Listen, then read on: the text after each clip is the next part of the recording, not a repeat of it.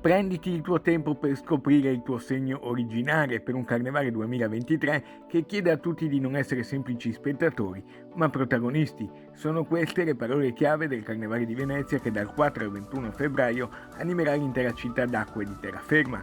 La kermesse è stata presentata oggi a Ca' Farsetti dal sindaco Luigi Brugnaro con il direttore Massimo Checchetto, gli assessori Venturini e Mar, il consigliere Giusto e il presidente di Vera Rosa Salva con tutto il suo team. Più coinvolgente è il carnevale, più ci si diverte.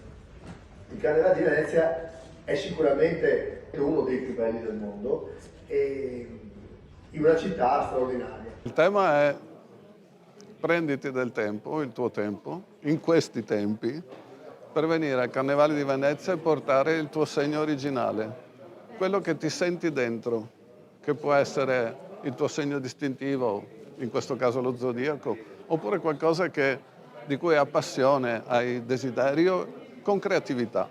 Protagoniste del Carnevale le Marie, con la rassegna che è anche un grande indotto economico per la città.